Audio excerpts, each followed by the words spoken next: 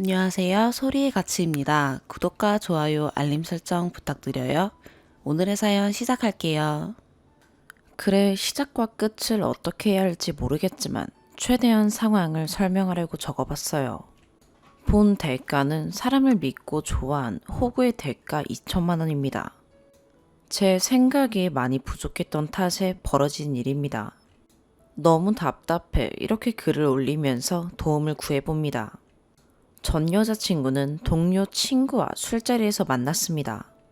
완벽한 제 이상형에도 가깝고 세상에나 정말 여신인 줄 알았어요. 그때는 좋아하는 감정 아무것도 없었고 자기보다 나이 많은 사람들에게 싹싹한 느낌은 아니었지만 당차 보였습니다. 시간이 많이 지나 여차저차 연락을 하다 만나는 시간도 많아지고 좋아지는 감정이 생겼어요. 하지만 드문드문 이 친구의 성격이 좋지 않은 게 숨겨지지 않고 순간순간 티가 나더라고요. 외롭고 어두웠던 가정 환경과 외로웠던 시절에 생긴 마음의 병이라 생각이 들어 한편으로는 안쓰러워서 제가 따뜻하게 감싸 안으며 만나고 싶었습니다. 밤 일을 한다는 이 친구의 직업적인 부분을 알게 되었을 때 살아오며 주워들었던 직업에 귀천 없다는 말을 저에게 씌우며 스스로를 합리화시켰습니다. 제가 좋아하게 된 이상 저도 제 감정을 어떻게 할 수가 없었으니까요.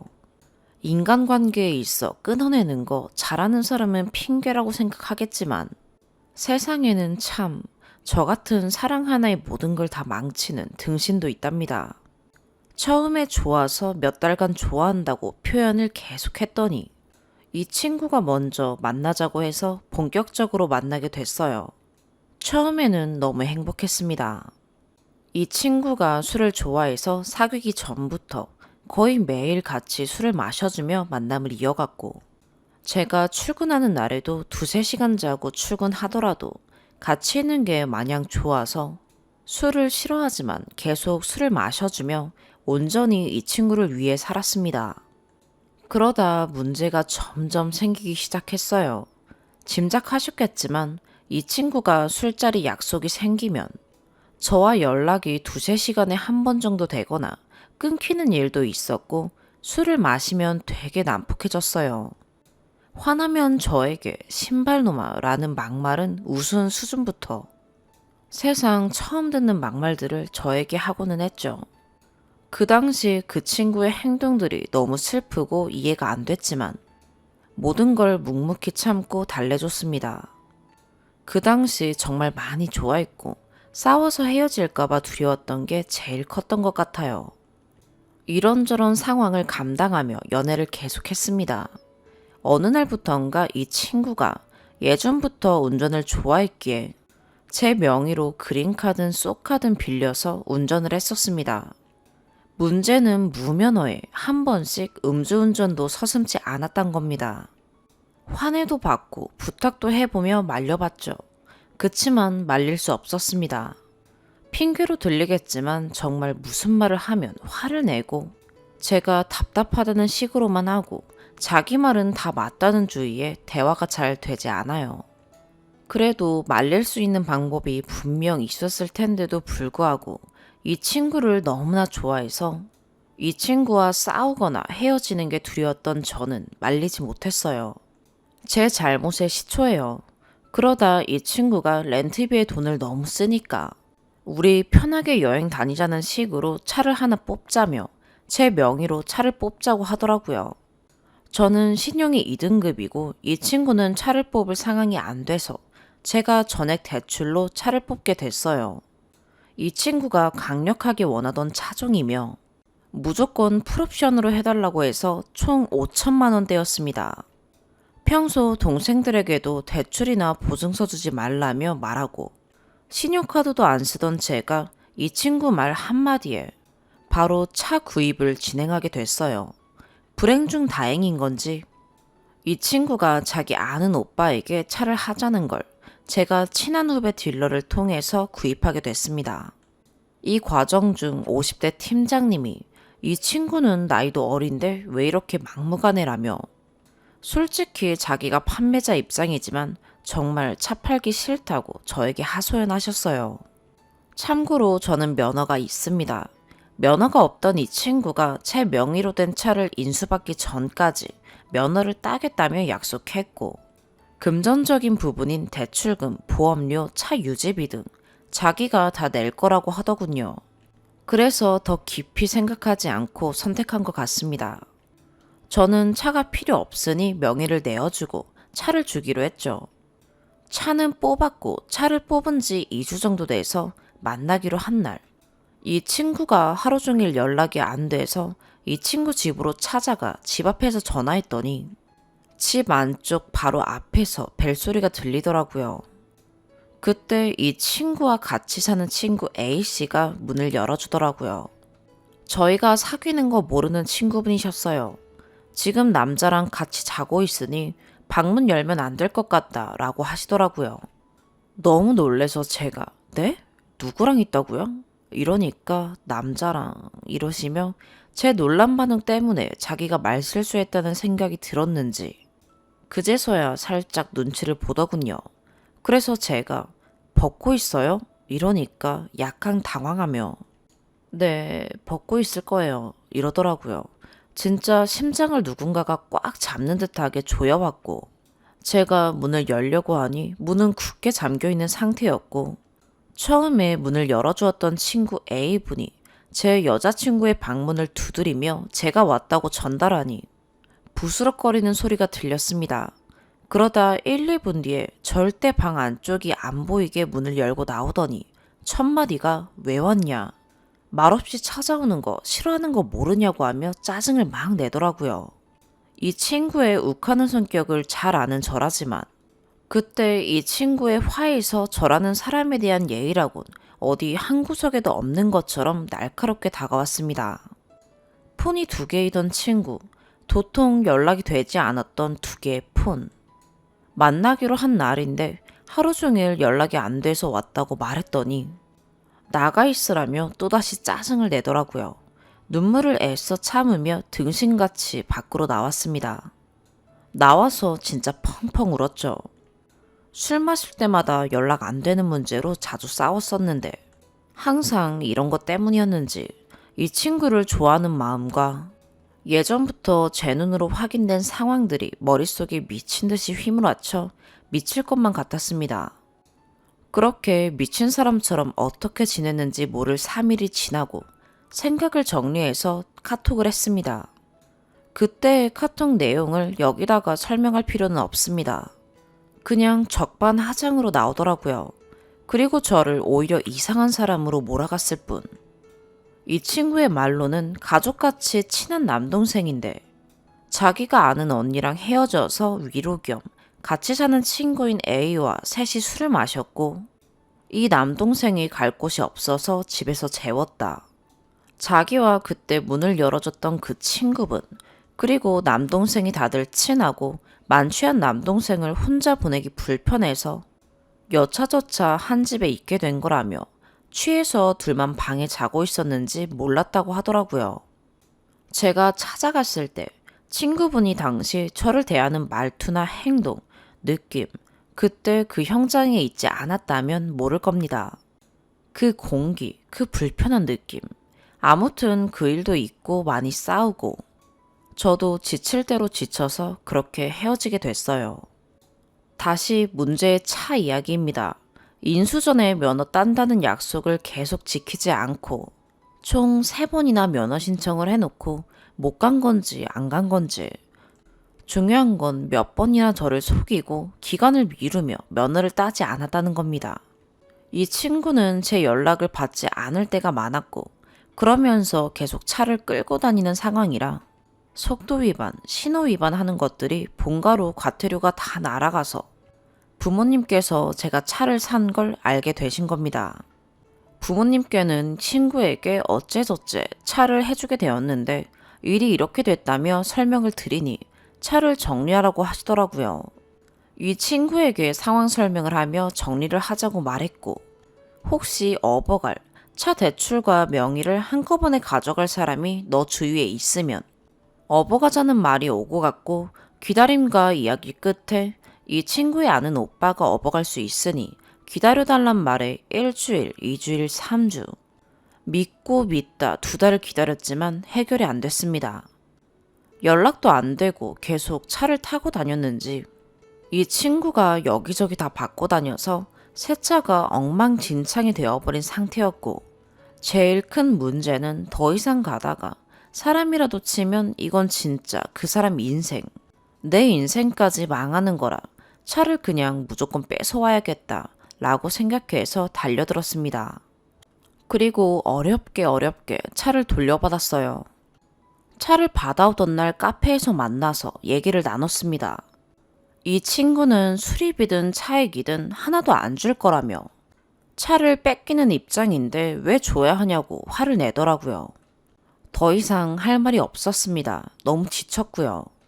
차 나오기 전에 면허를 딸 테니 사귈 때 같이 편하게 여행 다니자며 약속을 해놓고 지금까지 지킨 게 뭐가 있냐며 지친 목소리로 이야기를 했습니다.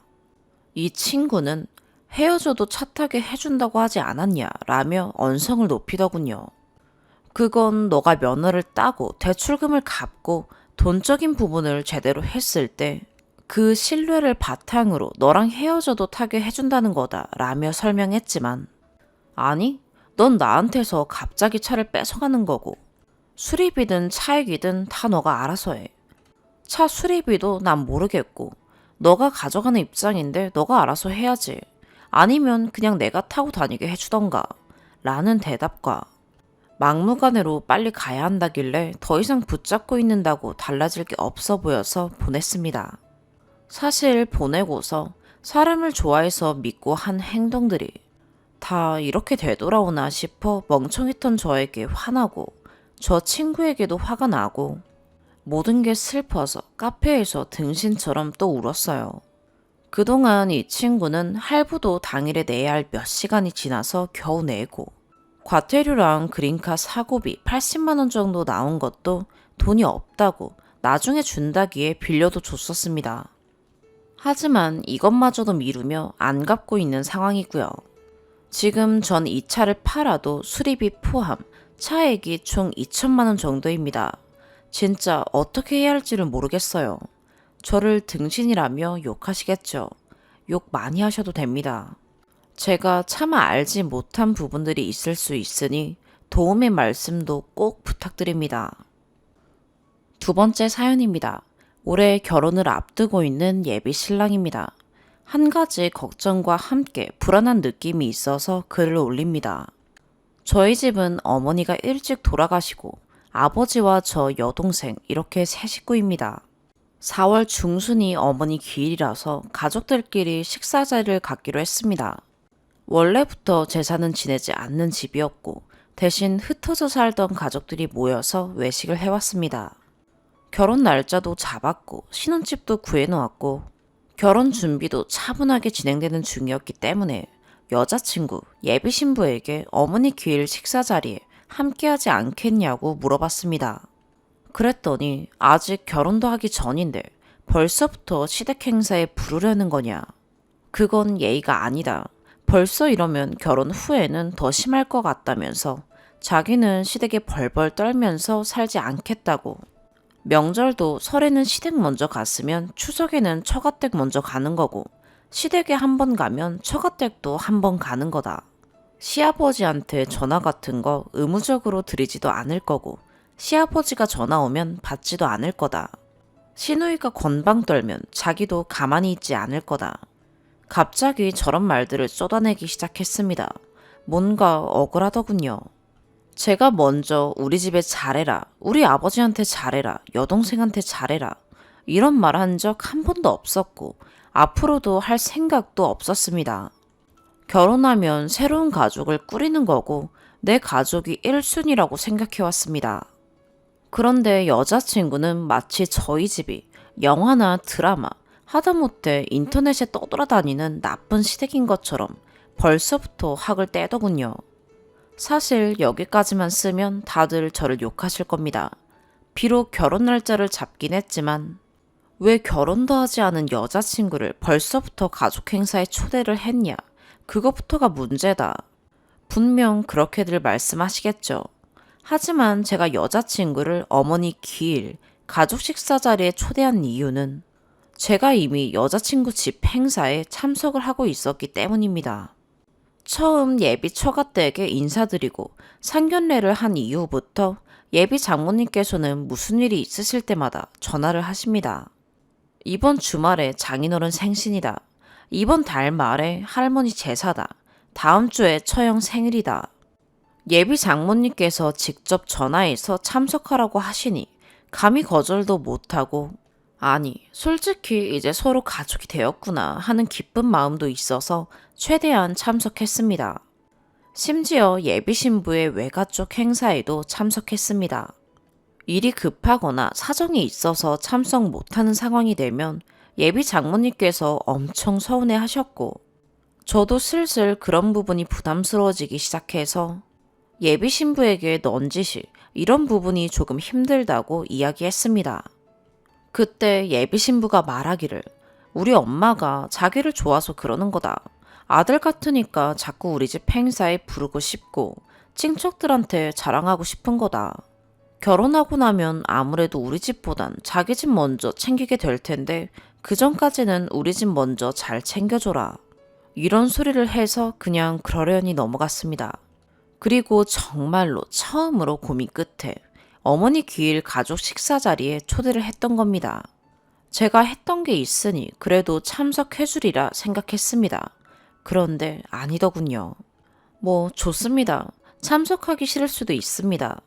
제가 예비 처갓댁 행사에 참석을 했건 말건 그것과 상관없이 여자친구 입장에서는 결혼 전에 시댁 행사에 참석하는 게 불편할 수 있습니다.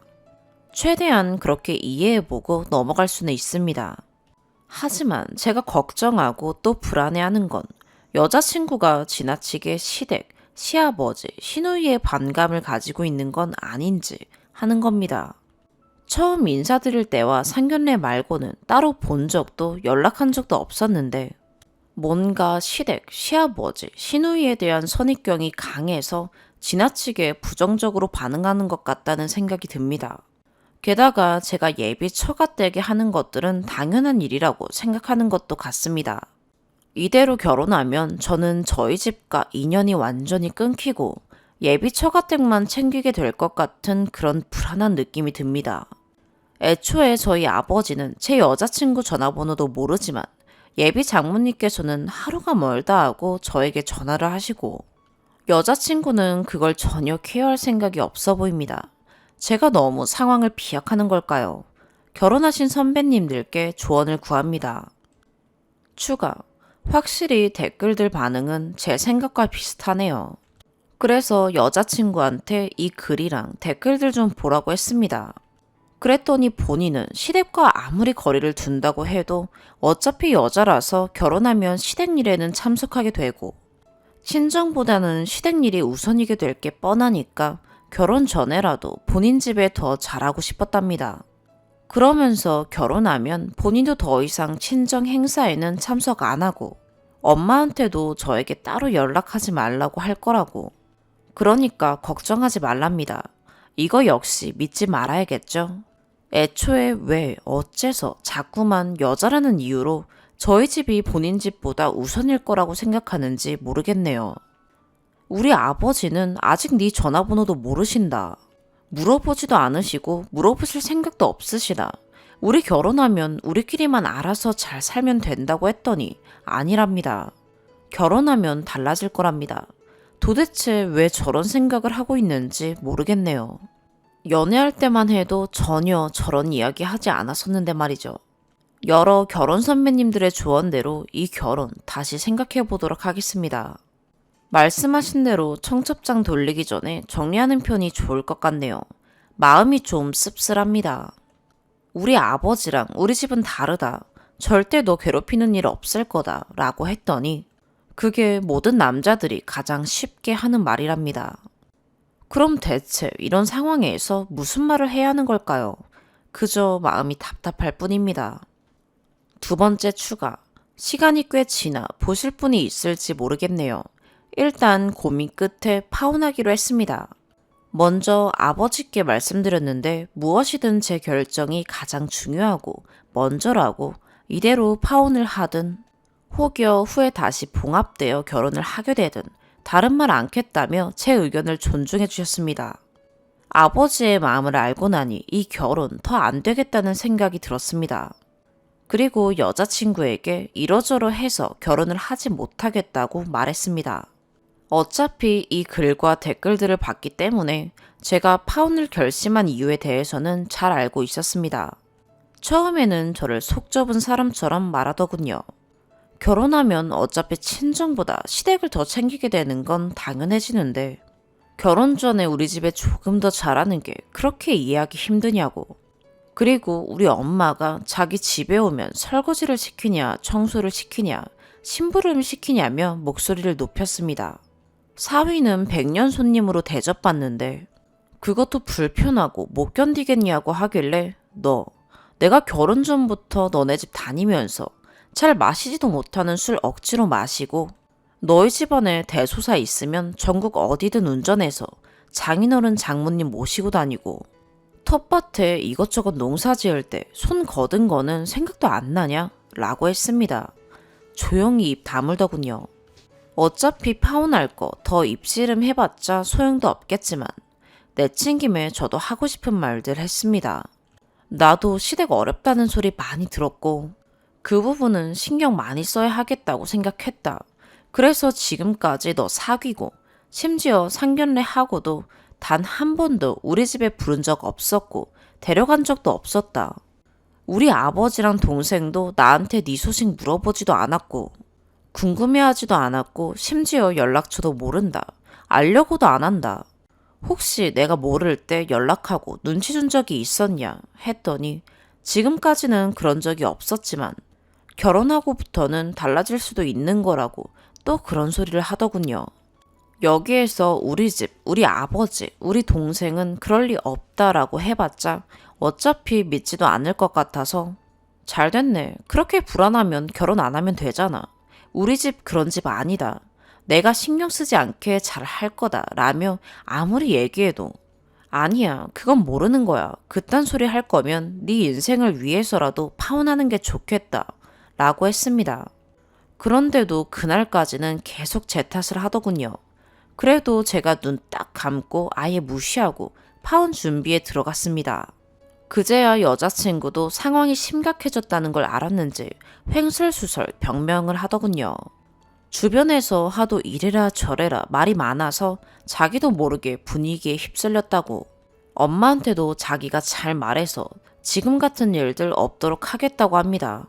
늦었다고 했습니다. 그리고 여자친구가 저한테 했던 말들 그대로 돌려줬습니다. 아니, 그건 몰라. 결혼하면 또 바뀔 수도 있어. 아니랍니다. 자기는 절대 아니랍니다. 그래서 계속 같은 말 해줬습니다. 그건 모르는 거야. 믿을 수 없어. 여자친구가 내내 했던 말들이죠. 답답한지 울더군요. 듣기도 싫고 보기도 싫다고 하고 헤어지고 나서 지금 혼자 파혼 준비 중입니다. 일단 제 주변에는 파혼 사실 다 알렸고 내일 중으로 여자친구 부모님께도 제가 직접 말씀드릴 예정입니다. 화가 나긴 하지만 그렇다고 예의 없게 굴지는 않을 생각입니다. 속 시원한 사이다가 아니어서 조금 죄송하네요. 아무튼 많은 조언들 덕분에 저도 힘들지만 속 시원한 결정 내리게 됐습니다. 감사합니다. 세 번째 사연입니다. 너무 답답합니다. 남편이랑 사는 2년 동안 공감이 되질 않고 핑퐁 대화가 이어지지 않으며 잘못을 해도 절대 미안하다고 사과하지 않는 부분, 상식에서 벗어나는 행동 등 너무 이해가 안 갔습니다.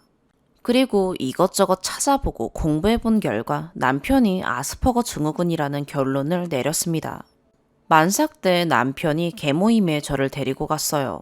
가기 싫었는데 부부 동반이고 술도 안 먹고 일찍 오겠다고 하여 갔으나 결국 술을 마셨습니다. 그리고 12시가 다 되어 아이가 있는 집 부부들은 다 집에 간 상태이고 남편과 총각 애 없는 부부들만 남아 있었죠. 이제 그만 가자고 힘들다 했더니 30분만 더 있다 일어나겠답니다. 알겠다 하고 30분 뒤에 다시 가서 집에 가자 했더니 조금만 더 있으면 안 되냐길래 짜증을 냈어요. 너무 피곤하다고. 갈 때 운전도 내가 해야 되고 밤길에 지금 비도 온다고 그랬더니 억지로 일어나더라고요. 만삭의 빗길 고속도로 1시간을 운전해서 왔습니다. 집에 와서 술이 부족했는지 혼자 앉아서 술을 마시더니 대뜸 저에게 자기를 사랑하냐면서 시비를 걸더라고요. 갑자기 그런 걸 왜 묻냐고 하니 남편이 혼자서 술 마시는데 앞에 앉아 있어 주지도 못하냐길래 참고 있던 화가 폭발해서 소리를 질렀습니다. 왜 그러냐고. 새벽 2시인데 제발 잠 좀 자자고. 만삭이 빗길 운전해서 왔다고 제정신이냐고 그만 좀 하라고 했더니 욕을 하더군요. 욕을 한 게 이때가 시작이었습니다. 전 너무나 이해가 안 돼서 몇 날 며칠을 우울증 걸린 사람처럼 지냈습니다. 그러나 저 사람은 뭐가 당당한지 오히려 본인이 더 화가 나 있었고 먼저 말 한마디 안 걸더라고요. 후에 하는 얘기가 참, 본인은 그날 제가 짜증내며 빨리 가자고 보챈 것이 친구들 앞에서 자신을 무안준 것이라 화가 났답니다. 그래서 집에 와서 저에게 시비를 걸었고 제가 버럭 소리를 질러 욕을 한 것이랍니다. 이때 이혼을 했었어야 했는데 말이죠. 남편이랑 싸우지 않고 살 수 있는 방법은 알고 있어요. 말을 하지 않는 거예요. 뭐라고 하지 않고 아이 다루듯이 타일러야 해요. 근데 그건 제 감정을 없애야 가능한 거죠. 본인한테 아무 말도 하지 않으니 본인은 이 상황이 편하네요. 근데 사실 제 마음은 감정이 없고 공허한 상태인데 그걸 모르죠. 남편은 그걸 알고 싶지도 알아야 할 이유도 없어요. 본인이 편하니까요. 저희는 대화가 안 돼요. 쉽게 설명하자면 남편이 실수로 제 발을 밟았어요. 보통의 사람이라면 미안, 괜찮아? 이런 반응이 나와야 되는데 남편은 아무 말이 없어요. 그래서 제가 얘기하죠. 자기야, 발을 밟았으면 사과를 하고 괜찮냐고 물어봐야지. 그럼 남편은 알겠다. 근데 왜 나한테 화를 내? 내가 일부러 그랬어? 저는 아니, 발을 밟혔으니 아프고 거기에 대한 사과를 받지 못했으니 기분이 나쁘다. 남편은 알겠다고 했잖아. 다음부터 그렇게 할게. 근데 넌 별것도 아닌 거 가지고 나한테 왜 화를 내? 이런 식의 대화가 이어지고 결국 사과받지 못한 상태로 싸움으로 이어지고 서로 감정이 격해지며 결국 폭발한 남편은 저에게 욕을 하게 되죠. 욕을 한 것에 대한 사과 또한 듣지 못하고 제가 먼저 다시 대화를 시도해 사과를 해달라고 요구해요. 본인이 욕을 한 것은 내가 욕을 하게 만든 것이다. 좋게 말할 수 있는 걸 내가 먼저 짜증나는 말투로 화내면서 말했다. 그래서 본인이 욕을 한 거다. 그래, 욕한 건 미안하다.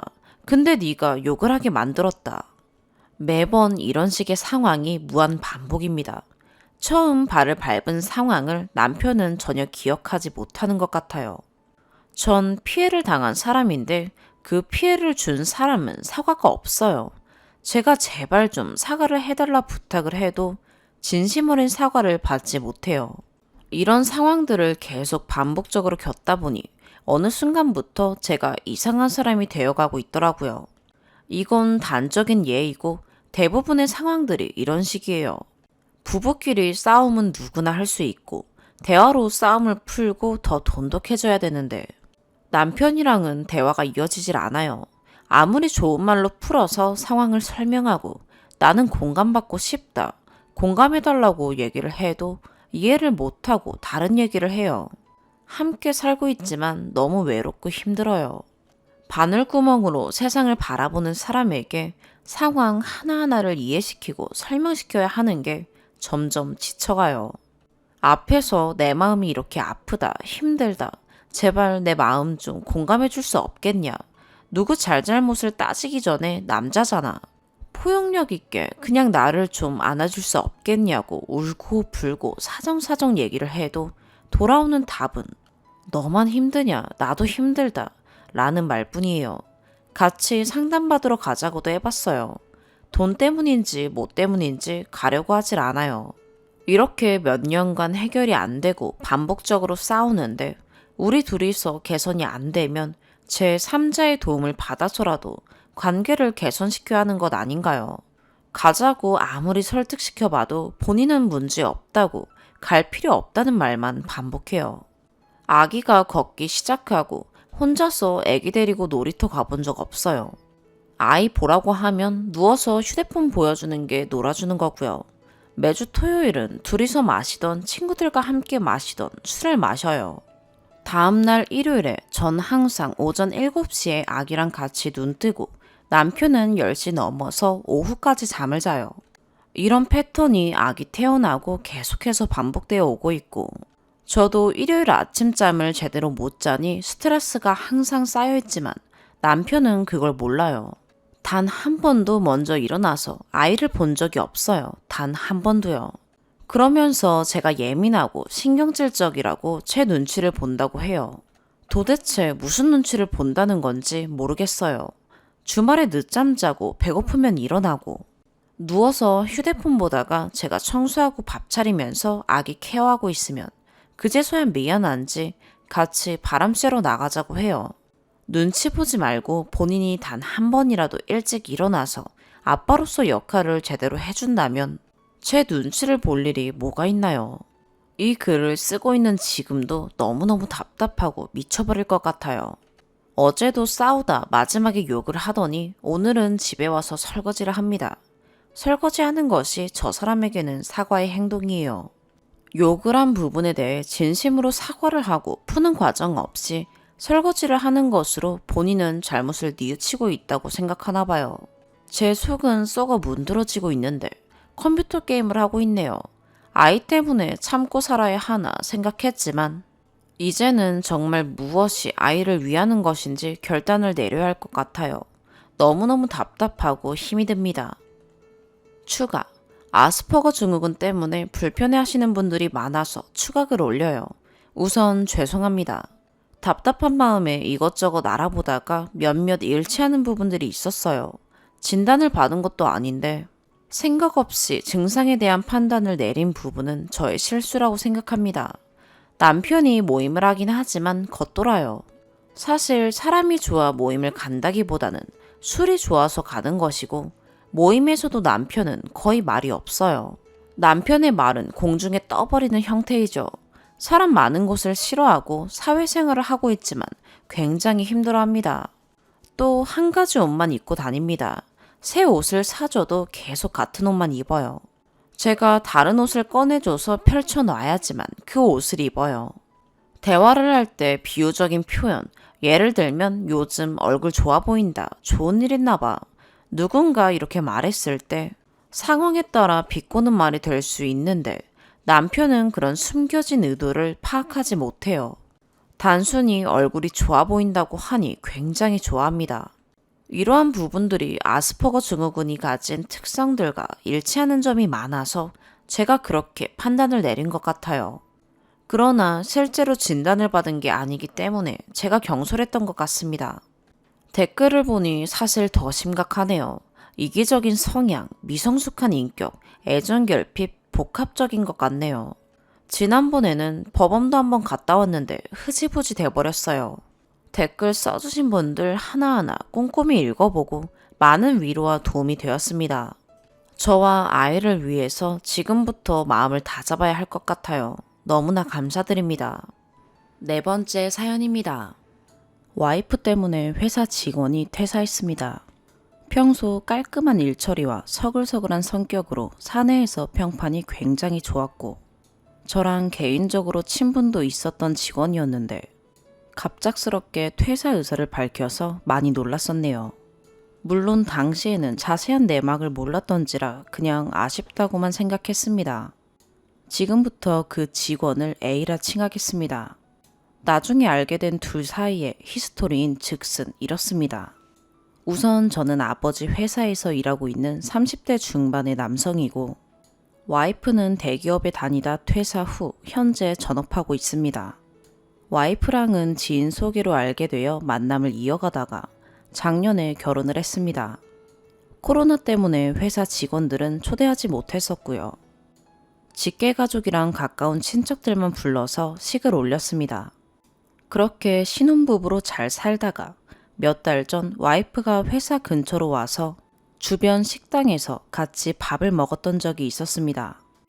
식사 도중 직원들과 마주쳐서 제가 그분들에게 와이프를 소개해줬는데 무슨 드라마도 아니고 알고 봤더니 그 자리에 있었던 지금은 퇴사한 A가 와이프가 절 만나기 직전에 만났던 사람이었던 겁니다. 둘은 대학생부터 쭉 사귀던 사이였는데 A는 저희 회사에 입사하면서 비교적 빨리 취업에 성공했지만 반면에 와이프의 취준 생활은 꽤 길었다고 합니다. 당시 처가의 형편이 넉넉지 않았던 관계로 아르바이트와 취업 준비를 병행하던 와이프에게 A가 구직 활동에 전념하라며 토익 학원이나 인터넷 강의 등 스펙을 쌓는 활동에 필요한 돈은 물론 소정의 생활비까지 지원해줬다 하고요. 이런 지원은 거의 2년 가까이 이어졌다고 합니다. 하지만 와이프는 취업에 성공하면서 대기업에 입사하자 그동안 아낌없이 헌신했던 A를 중소기업에 다닌다는 이유로 미래가 안 보인다며 토사구팽을 했습니다. 그리고 조건 쫓아서 환승한 대상이 다름 아닌 저였습니다. A의 말에 의하면 절 보기가 너무 힘들다는 게 퇴사 사유랍니다. 사직서를 최종 결제 받기 전에 A가 사장님인 아버지와 면담하면서 나눴던 대화이고 전부 제가 아버지를 통해 직접 들은 이야기입니다. 여담이지만 저희 회사 규정상 사직서를 대표이사에게 최종 제출하기 전에 팀장과 부서장과도 면담하게 되어 있으니 직원들이 제 앞에서 대놓고 내색은 안 하더라도 아마 회사에도 소문이 다 났겠죠. 아버지께선 와이프와 제 대신 사과까지 하면서 붙잡으려 하셨지만 워낙 본인도 몇 달에 걸쳐 고민을 거듭하다가 내린 결정이라며 의사가 확고한지라 더는 어쩌지 못했다고 하십니다. 이 일로 부모님도 와이프한테 많이 실망하셨습니다. 당연히 와이프와도 직접 대화도 나눠봤습니다. 제가 A의 이름을 대며 혹시 아는 사람이냐고 물었더니 표정 관리가 안 되길래 너 때문에 그 사람 퇴사했다고 하니 아무 말도 못하더군요. 추궁해보니 자기가 취직에 성공한 후로 A의 자격지심이나 열등감이 너무 심해져서 힘들었답니다. 취준하면서 받았던 돈도 다 헤어지기 전에 다 갚았고 바로 헤어진 게 아니라 취직하고 반년 정도 더 만났답니다. 절 만난 건 A와 헤어지고 몇 달 뒤였으며 맹세코 환승도 아니고 미래가 안 보인다는 이유를 대며 헤어지자 하지도 않았다 합니다. 제가 생각하는 그런 게 아니라며 울먹이던데 솔직히 말하자면 저 말에 도저히 믿음이 가지 않습니다. 제가 회사에서 몇 년간 지켜봤던 A는 밝은 성격에 성실하고 책임감 있는 타입이었고 남한테 열등감이나 표출할 만한 사람이 절대 아니었습니다. 그리고 툭 까놓고 말해서 저희 회사에 다니는 직원들이 정말 미래가 안 보이는 인생을 살고 있는가? 이 질문에 답변 드리자면 주저없이 아니라고 말씀드릴 수 있습니다. 비록 중소기업이긴 하지만 체계도 안 잡혀 있고 직원들한테 열정페이나 주면서 부려먹는 드라마에나 나올 법한 그런 회사 절대 아닙니다. 당연히 대기업 수준의 급여나 복지는 힘들겠지요. 하지만 객관적으로 봤을 때 저희 회사 직원들의 연봉은 동종업계에서 상위권에 속할 뿐더러 각종 수단들은 하나도 빠짐없이 전부 주는 것은 물론 성과의 과실 또한 상여금 명목으로 직원들에게 나눠주고 있습니다. 업종 자체도 망하기 힘든 업종인데다 진입 장벽도 어느 정도 있고 고용 안정성은 공기업 바로 다음 가는 수준입니다. 사람 잘 안 자릅니다. 아버지는 항상 저에게 회사를 경영하는 데 있어 사람이 가장 먼저다를 강조하시고 회사에 대한 직원들의 만족도가 높아야 성과가 나온다고 믿고 계신 분입니다. 그리고 퇴사하는 직원들과 항상 점심 식사를 같이 하면서 퇴사 사유를 직접 듣고 그것을 개선하기 위해 많은 노력을 하십니다. 정말 너무 화가 나고 와이프한테 정남이가 떨어집니다. 우리 회사에 다니는 남직원들은 전부 결혼시장에서 저런 취급을 받고 있겠구나 싶기도 하고 제가 직접 당한 건 아니지만 같은 남자로서 감정이입이 돼서 그동안 헌신했던 사람을 헌신짝처럼 버린 와이프에게 혐오감이 생기려 합니다. 이 사람은 내 배경이 아니었다면 애초에 날 만나지도 않았을 것 같다는 생각도 들고, 만약 사업이 어려워지거나 집안이 망하면 언제든 나를 떠날 수도 있는 사람이라는 생각도 듭니다. 혼자 생각을 좀 정리하고 싶어서 부모님 댁에 온 지 일주일이 지났습니다. 그리고 와이프한테 제가 먼저 연락하기 전까지 절대 먼저 연락하지 말라고 했습니다. 제가 너무 예민한 건지 아니면 너무 일방적으로 퇴사한 직원의 말만 듣고 엄한 사람을 잡고 있는 건지 잘 모르겠습니다. 너무 정남이 떨어지려 하지만 그래도 그동안의 정이 있기도 하고, 어쩌면 A의 말이 사실이 아닐 수도 있고, 여자들이 흔히 말하는 결혼은 현실이라는 논리를 인정해줘야 싶기도 하고, 머릿속이 많이 복잡합니다. 추가, 퇴근하고 댓글들 다 읽어봤습니다. 남자는 여자가 자기를 선택한 거에 우월감을 느끼기 마련이라며, 남자의 심리를 잘 모르고 적은 글 같다는 분들도 계시고, 받은 돈 다 갚고 헤어진 건데 뭐가 문제냐는 분들이 많으시네요. 글쎄요. 이게 상황에 맞는 비유인지는 모르겠지만, 남자가 군대 기다려준 여자친구 버리고 마치 기다렸다는 듯이 전역하자마자 더 예쁜 여자로 환승한 거랑 비슷하다고 하면 비슷할까요? 와이프에게 정 떨어진 이유는 사장 아들로서 회사 직원들을 정말 가족처럼 아낀다거나 하는 이유 때문이 아닙니다. 그 직원에게 동정심을 느낀다거나 하는 감정은 더더욱 아니고요. 단지 본인이 별 볼 일 없을 땐 도움받을 거 다 받으면서 상대방을 보험처럼 두다가 상황이 좀 괜찮아졌다 싶으니 더 조건 좋은 사람 찾아 나서고, 힘들 때 옆에 있어주고 자기한테 헌신한 사람을 아무렇지도 않게 버리는 도덕성에 실망해서 정이 떨어진 겁니다. 같은 남자로서 기분이 좀 그렇네요. 우월감이요. 글쎄요. 우월감보다는 실망감이 더 큽니다. 그리고 와이프보다 직원의 말을 더 신뢰하기 때문이 아니라 평소 와이프가 보여준 모습들을 봤을 때 충분히 그랬을 가능성이 있다고 생각했습니다. 와이프는 그렇게 착하지도 그렇다고 그렇게 나쁘지도 않은 사람입니다. 그냥 그 나이대의 평범한 보통 여자입니다. 다만 약간 남에게 과시하는 걸 좋아하는 성향이 있고, 다소 화려한 것을 추구하는 모습도 없잖아 있습니다. 예를 들어 본인 SNS에 차 안에서 찍은 스타벅스 테이크아웃 커피잔을 올리는 척 하면서 운전대를 보이게 한다거나 하는 식으로 자랑 아닌 척 남에게 과시하는 게시물을 올리기도 하고, 결혼하고 나서부터 언제부턴가 자꾸 고급만 찾으려 하는 등 실망스러운 모습들을 보여줘 왔습니다. 제 앞에서 연기를 했던가 아니면 본인이 원하든 원치 않든 돈을 아낄 수밖에 없었던 상황이었기 때문에 그랬는지는 모르겠지만, 결혼 전에는 저런 면을 일체 보여주지 않았기 때문에 몰랐습니다. 오히려 항상 아끼고 절약하고 제가 좋은 곳 가서 비싼 밥이라도 사주려고 하면 부담스러워하는 등 검소한 모습들만 보여줬었습니다. 그 흔하다는 명품 가방조차 한 개도 없었고, 실제로 학자금 대출 갚은 걸 감안하면 일했던 기간에 비해 저축액도 적은 편은 아니기도 했고요. 결혼 후 달라진 와이프의 모습에 조금은 실망하긴 했지만, 그래도 어쨌든 저랑 대화가 잘 통하고 같이 있으면 즐겁고 좋아서 저런 모습들도 귀엽게 봐주려 했었습니다. 하지만 와이프의 과거를 알게 되니 그냥 한순간에 정남이가 다 떨어져 버린 것 같습니다. 물론 그 직원이 절대 좋은 의도로 그런 말을 하진 않았다는 거 저도 압니다. 분명 와이프를 곤란하게 만들려는 의도가 없지는 않았겠지요. 둘 사이에 무슨 일이 있었는지는 둘만 알고 있는 비밀이고, 그렇다면 저는 배우자인 와이프의 말을 믿어야 하는 게 맞겠지요. 하지만 그게 알면서도 잘 안 됩니다. 주작 타령하는 분들도 많으시던데 제가 이걸 어떤 방법으로 인증해드리면 될까요? 3자 되면 음성 녹음 파일이라도 업로드해서 인증해드리길 바라시는 건가요? 근데 굳이 그래야 할 필요성은 못 느끼겠습니다.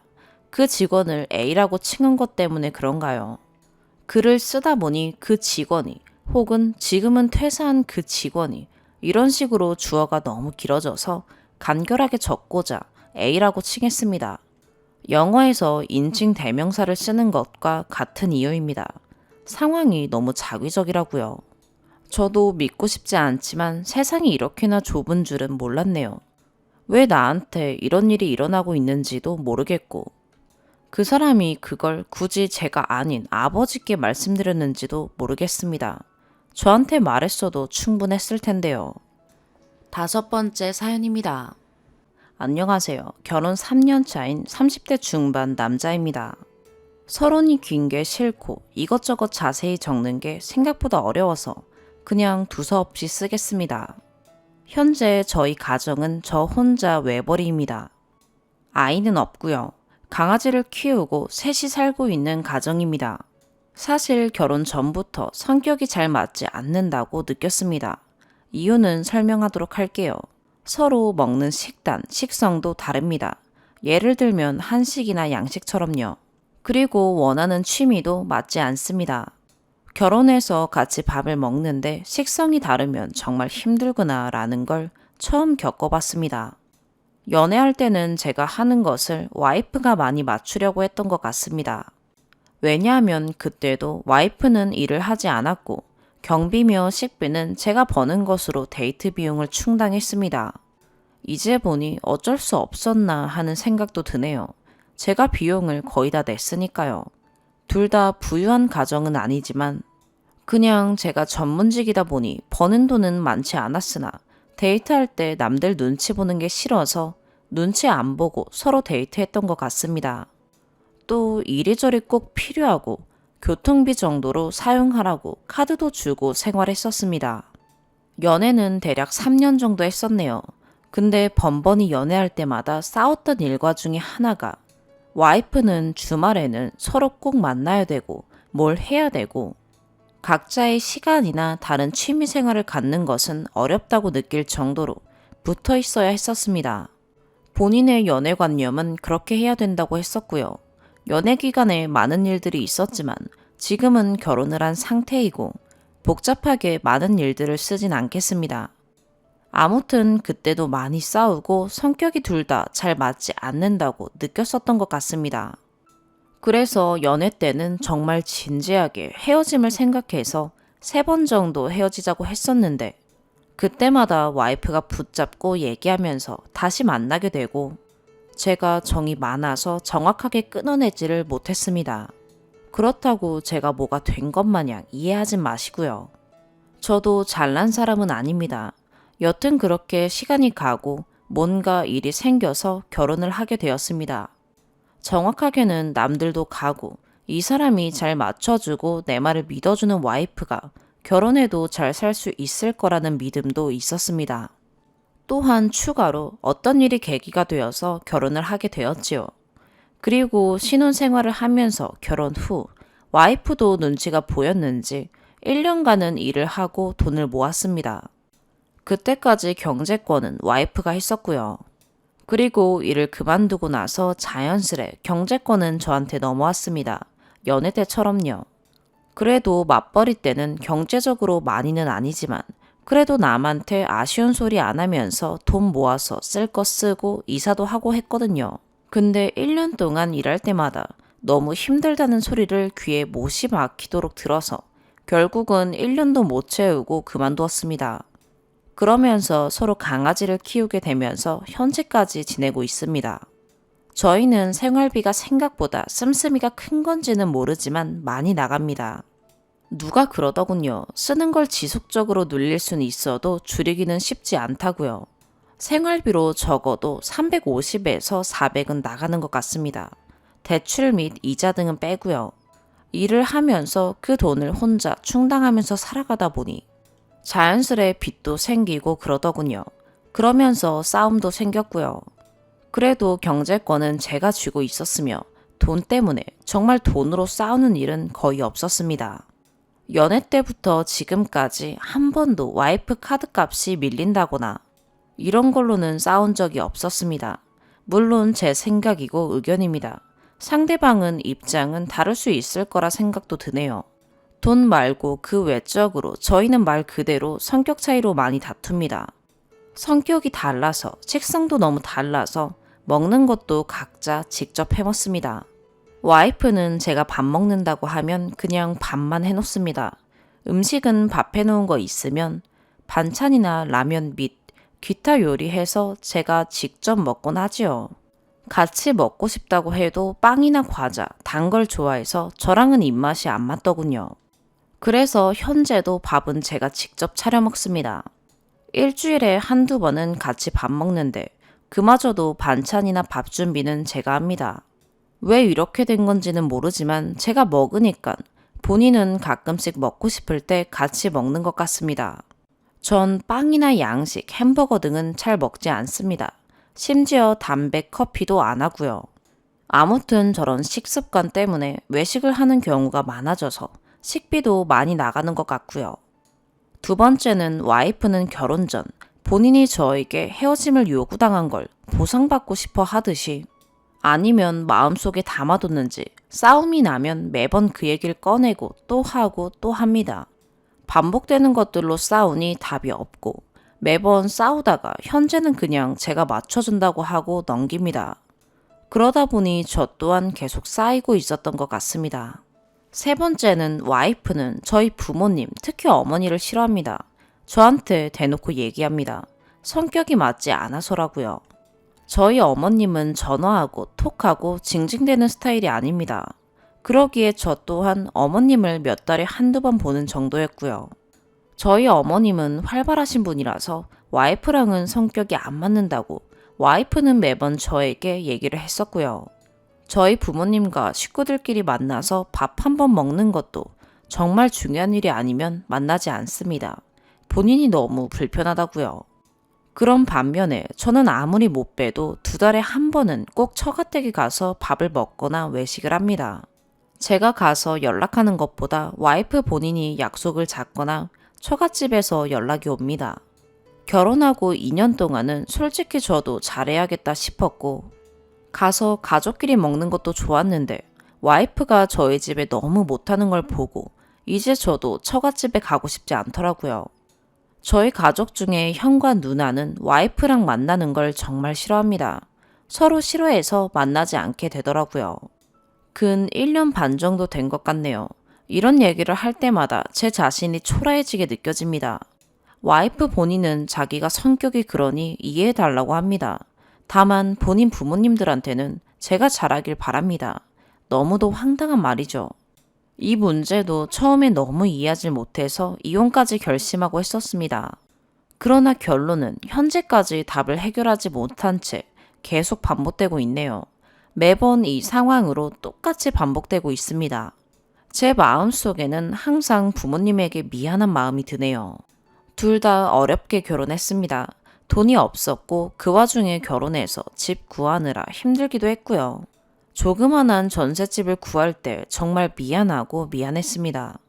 근데 장인어른은 딸이 그런 집 사는 게 싫으셨는지 2년 동안 집으로는 한 번도 안 오셨었지요. 물론 저도 이해합니다. 그렇게 사는 게 보기 좋을 리 없었으니까요. 여튼 결혼 후 1년 동안의 맞벌이로 인해 조금 더 나은 집으로 이사를 와서 지금은 아주 가끔씩 오셔서 식사라도 하고 가시네요. 사실 경제 상황과 각 부모님이 해주실 만한 능력이 없기에 어렵게 신혼집을 구하고 어렵게 준비해서 결혼하고 살고 있습니다. 저 또한 가지고 온 거 없고 와이프 또한 없기에 보다 더 꿀리지 않으려고 먹고 싶은 것만큼은 먹고 쓰면서 생활했습니다. 그래서 생활비가 남들의 2배 정도는 나오는 것 같습니다. 그렇기에 제가 본업 일이 안 되면 닥치는 대로 돈 되는 일을 했던 것 같습니다. 위와 같은 일들로 인해 가끔씩 와이프에게 일을 해보면 안 되겠냐는 말을 하면 하고 싶지 않다거나 대수롭지 않게 여기면서 흘려듣습니다. 본인 하고 싶은 걸 하면서 살 거고 놔두라는 식으로요. 얼마 전 성격 문제와 생활이 갑자기 힘들어져서 이런저런 얘기를 하다가 이혼 전까지 가는 일이 있었습니다. 근데 제가 고려하고 생각하고 먼저 가족 심리 상담과 여행을 권고하여 잘 풀어졌습니다. 그래도 다른 분들도 마찬가지겠지만 이런 일은 반복이 되더군요. 얼마 지나지 않아 또 사소한 일로 다툼이 반복되었습니다. 추가 심리 상담도 안 받겠다고 하고 여행 가서 풀어진 저희 사이도 다시 나빠지게 되었습니다. 혼란스럽더군요. 사실 저는 이혼을 한다고 하면 솔직히 제 자신은 충분히 살 수 있을 거라고 생각하고 일도 준비한 게 있어서 큰 걱정은 없습니다. 정말로요. 혼자 사는 거라면 돈도 모을 수 있을 거라고 생각하고 있습니다. 근데 와이프는 당장 이혼하면 할 만한 게 없으면서도 상관없다는 식으로 얘기합니다. 그럴 때마다 답답하네요. 와이프는 많은 일을 해보지 않았기에 서로 이혼하면 본인이 어떻게 살 거라는 얘기를 한 적이 있었는데 그 점을 정확히 얘기하지를 못하더군요. 저는 성격과 그동안의 생활이 힘들어서 이혼을 생각했지만 그래도 만약 헤어지더라도 와이프가 잘 되길 바라고 있는 사람입니다. 오지랖일 수도 있다고 생각이 드실 것 같네요. 뭐 이것도 욕심이고 주접이라고 생각하실 수도 있지만요. 서로 키우던 강아지도 자식같이 생각하는 터라 당장 이혼하면 제가 어느 정도 돌보고 와이프가 다시 데려가서 키운다고는 합니다. 사실 힘들어 보이기는 하네요. 당장 이혼하면 살 집과 차를 얘기하는데 저 또한 현재 상황이 힘들어서 전세 만기가 돌아와야 돈을 주고 이혼을 할 수 있을 것 같은데 너무 복잡하네요. 이동수단인 차도 얘기하기에 중고차로 경차 정도면 차는 사줄 수 있다고 생각하고요. 대중매체에서 그러더군요. 이혼을 생각하고 고려할 때는 많은 부분을 알고 있어야 한다고요. 좋은 이혼이 어디 있겠습니까? 그래도 잘해보고 싶고 그냥 열심히 조금씩 양보하면서 살아가면 나을 텐데 이게 살다 보니 정말 쉽지 않아 보이네요. 특히 가족 간의 부모님을 대하는 태도도요. 지금은 제가 시간을 달라고 하고 생각하고 말을 해준다고 했습니다. 근데 저도 막상 이혼을 결심하려고 하니 이것저것 생각할 게 많아지는 밤이네요. 사실 제일 중요한 게 사랑하고 지켜주고 해야 되는 확고한 믿음인데 이게 지키고 싶어도 살다 보니 다시 어긋나고 힘들어지는 게 반복되더군요. 와이프에게 미안하면서도 저도 이런 삶에서 나름 탈출하고도 싶었나 봅니다. 결혼은 누구나 처음 해보고 이혼도 처음이라고 생각합니다. 물론 한 번을 생각하면서요. 그러기에 현재 상황으로 몇 자 적어봤네요. 조언을 해주는 것은 그냥 심리상담 받는다고 생각하고 좋은 인생 경험과 충고 충언으로 받겠습니다. 이제 제가 어떻게 해야 되는지 저도 잘 모르겠습니다. 답답한 새벽이네요. 6번째 사연입니다. 얼마 전 재혼한 고민녀입니다. 저는 남편의 외도로 양육권, 친권, 제가 다 가지고 아이와 둘이 10여 년을 서로 의지하며 살았습니다. 다행히 전문직에 경제적으로 윤택한 부모님이 계셔서 전 남편에게 양육비를 받지 않고도 제 아이를 부족함 없이 키울 수 있었습니다. 재혼한 남편은 아이들을 유학 보낼 경제 상황이 아님에도 10여 년간 기러기 아빠였고 매달 400에서 450을 보내면서 전처가 아이 둘을 양육해왔습니다. 아이들은 전처가 양육하다 첫째 아이는 대학 입학 시기가 되자 고등학교 졸업 후 갑자기 한국으로 보내버리고 남편이 첫째 아이 대학을 뒷바라지하며 또 양육비를 보내며 생활하였습니다. 전처의 핑계는 둘째 아이 교육이었지만 외국에 남아있기 위해 그곳에서 대학을 다니며 둘째 아이 양육을 하고 영주권을 신청하였습니다. 남편이 기러기 생활이 힘들어 들어오라고 했으나 전처는 아이와 영주권을 핑계로 한국으로 돌아오기를 거부했고 경제적으로 점점 어려워진 남편은 전처와 합의하에 기러기 생활 떨어져 사는 10여 년 동안 10억 가까이 집, 월급, 있는 재산을 다 쓰고 남은 재산 2억에서 1억씩 분할하고 양육비 100만 원으로 합의하여 이혼하였습니다.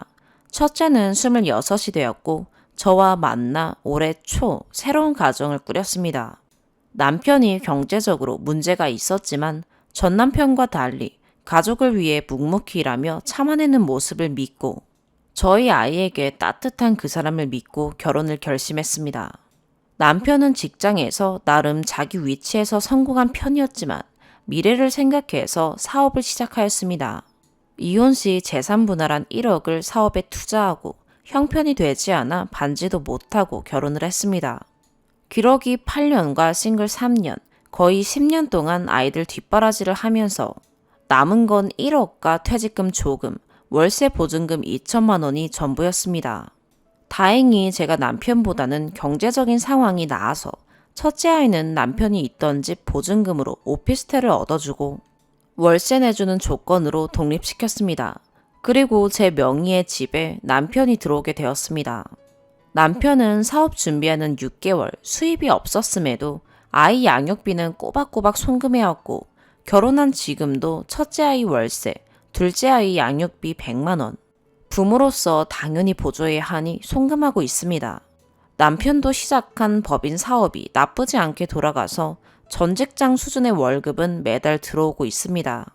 결혼 전에 전처가 갑자기 둘째 아이가 그곳에서 폭행 문제가 생겼다며 아이가 친구에게 맞아 친구들을 가만 안 두겠다고 난리친다며 여기 두었다가는 무슨 일이 날 것 같다고 갑자기 한국으로 잠시 보내게 되었습니다.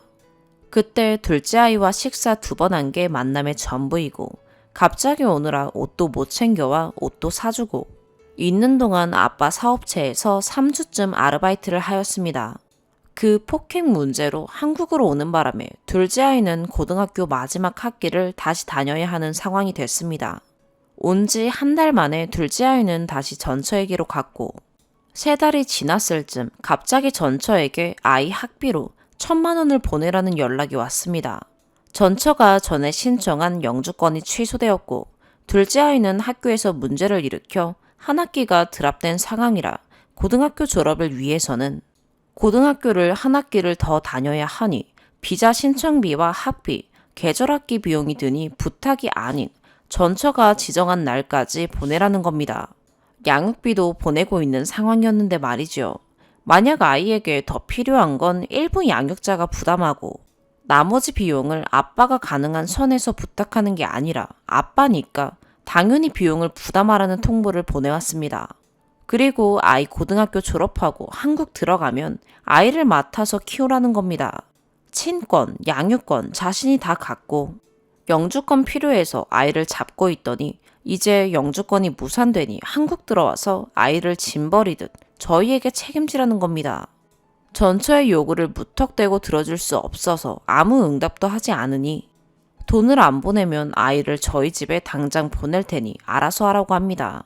남편은 그런 전처 때문에 너무 스트레스 받아 합니다. 저는 차라리 아이와 연락해서 의사를 묻고 학비를 학교에 직접 내고 홈스테이를 시키자는 입장입니다. 둘째 아이에게 연락했으나 둘째 아이는 바쁘다며 답도 안 하고 전화도 안 받더군요. 일주일쯤 지났나 전처가 첫째 아이를 시켜 제 이메일 주소를 묻더군요. 둘째 아이를 우리 집에 보내는 양해의 메일을 보내려 한다고요. 저는 이런 일에 아이들을 끌어들이는 전처의 태도에 너무 화가 나 첫째 아이에게 어른들 일이니 너네가 중간에 그런 역할을 하지 않았으면 좋겠다고 이야기했습니다. 어른들 일에 신경 쓰지 말고 네 생활 열심히 하라고 얘기했습니다. 그리고 아이 아빠를 통해 제 집이고 둘째를 이 집에서 같이 지내는 것에 대해 거절의 의사를 보냈습니다. 그랬더니 너희가 책임지는 건 아빠니까 당연하다며 돈 버는 사람이 아이를 책임져야 한다며 남편과 저에게 아이는 8월 1일에 보낸다고 일방 통보를 했습니다. 둘째 아이한테는 어떻게 얘기했는지 그 아이는 남편이 연락할 때는 받지도 않더니 갑자기 남편한테 왜 자기들을 안 도와주냐며 아빠 집에 자기 못 산다 했냐며 연락하지 말라며 원망하고 남편은 너무 마음 아파합니다.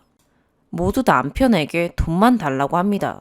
기러기 생활로 벌어놓은 돈 다 쓰고 남편의 일상이나 건강, 상황은 묻지도 않고 오로지 돈을 바랍니다. 남편은 전처와 아이들이 자기가 없어지기를 바라는 것 같다고 벌어놓은 재산 하나 없이 뒷바라지에 모든 걸 쏟아부은 자기 인생이 한심하다고 우울해합니다. 옆에서 그 모습을 지켜보는 저는 속상하기만 합니다. 제가 그까지 1,000만 원 줄 테니 줘버리자고 하니 그게 끝이 아닐 거고 더 이상은 싫다고 합니다. 남편의 상황을 알지만 저는 남편에게 2번 식사한 19살 아들과 이제 사춘기를 시작한 딸아이가 있는 우리 집에서 같이 살 수 없다고 했습니다. 물론 남편은 미안해하며 그런 요구를 저한테 하지는 않지만 아이의 거취를 걱정하고 있습니다. 아이가 상처받지 않기를 바라지만 2번 식사한 19살 남자아이를 책임지며 살 수 없는 제가 이기적인 걸까요? 너무 무책임한 전처와 아빠의 상황, 아빠의 경제력은 생각 않고 요구만 하고 원망하는 아이들이 참 답답합니다. 아이들은 자식으로 해야 할 기본적인 것들도 한 번 안 챙깁니다. 그렇게 뒷바라지를 했는데 어버이날, 생일날 전화 한 통, 선물 하나 없고 오히려 더 어린 제 아이가 어버이날 저와 남편에게 선물이라며 수줍게 편지와 화장품을 내밀더라고요. 남편은 친자식한테도 받지 못한 선물을 받고 고마워하고요. 아이들 교육 때문이라지만 아이들은 초등학교, 중학교 때 가서 한국 인맥도 없고 거기서도 공부를 꽤 잘한 것 같진 않습니다. 첫째 아이야 20살 때 다시 한국 와서 대학을 갔지만 현재 대학도 몇 과목을 성적을 못 받아서 졸업도 못하고 내년에 학교 다시 들어갈 때까지 용돈벌이 정도 하고 있는 상태입니다. 둘째 아이는 영어에 익숙해서 한국말도 어느라고 잘 이해를 못하는데 고등학교도 졸업 못해서 들어오면 참 더 답이 없습니다. 전처의 횡포에 휘둘리기 싫고 둘째 아이와 같이 못 사는 제가 나쁜 건가요? 저는 이러니 나쁜 계모가 되는 거겠죠. 살아온 게 다른 20대를 앞둔 자식들과 맞추어 살아가는 게 저한테는 너무 어려운 일입니다. 경제적인 것도 결혼했으니 제가 일구어놓은 재산을 당연히 자기들을 위해 부담해도 된다고 생각하는 전처도 싫습니다. 제 남편이 재산도 없는데 제 재산이 더 많은 상황에서 제가 마치 남편 돈을 가져가는 사람처럼 당당하게 구는 그들이 너무 어이없습니다. 제가 남편에게 얘기했습니다. 난 아이들 엄마가 될 수 없다고요. 아이들 입장에서 엄마는 그동안 키운 전처 하나라고 대신 애들한테 따뜻하게 대해주고 인격체로 대해주겠다고 했습니다. 이런 제가 잘못하고 있는 건가요? 어찌해야 할까요? 참고로 남편은 결혼 전에도 따뜻한 사람이었지만 결혼 후에 더 가정적이고 따뜻하고 열심히 일하는 사람입니다. 잘못은 돈 버느라 기러기 하느라 아이들과 정서적인 교류와 생활을 못한 점입니다. 10년을 떨어져 있었는데 무얼 할 수 있었을까요? 오늘의 사연 여기까지입니다. 구독과 좋아요, 알림 설정 부탁드려요. 시청해주셔서 감사합니다.